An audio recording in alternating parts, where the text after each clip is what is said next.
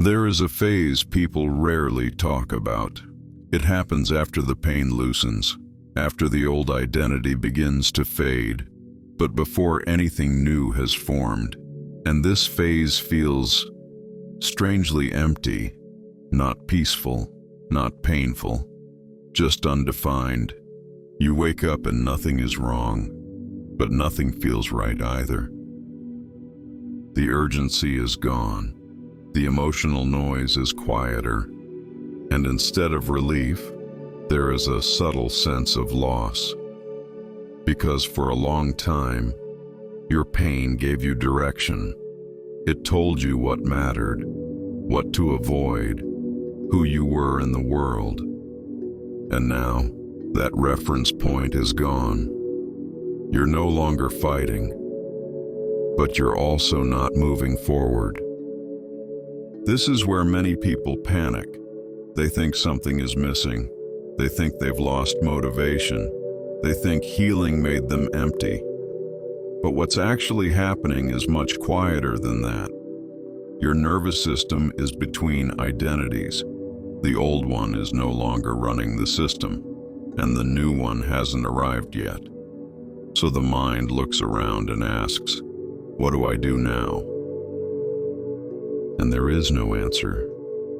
This silence can feel uncomfortable, even wrong, because you were trained to live in reaction, in tension, in constant emotional movement. Stillness feels unfamiliar, so the mind tries to fill the space. It looks for problems. It creates doubts. It revisits old pain. Not because you need it, but because emptiness feels like a threat. Yet this space is not a mistake. It's a pause, a recalibration.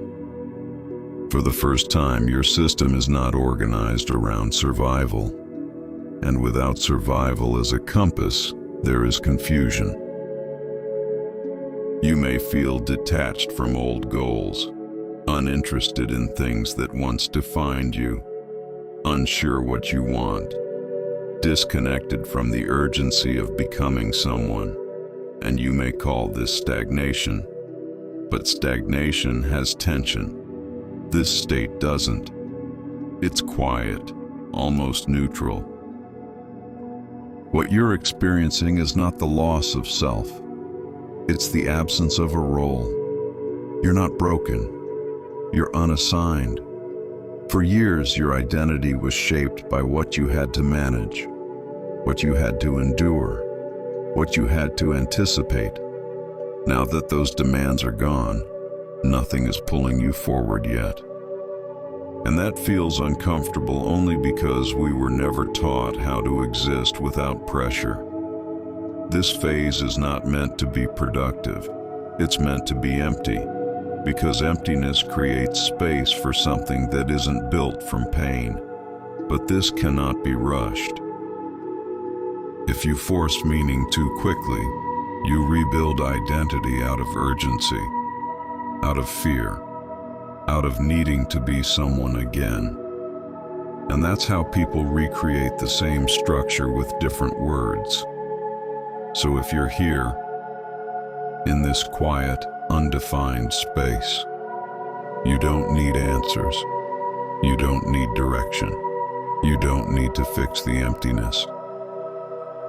You only need to notice that you're no longer reacting. And that alone is a sign of change. The next identity won't arrive as a decision. It will emerge slowly, through curiosity, not defense, through choice, not habit. But for now, this space is doing something important.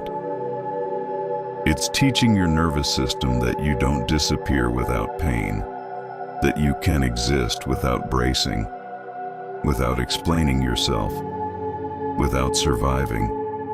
This isn't the end of the process, and it's not the beginning either. It's the space in between.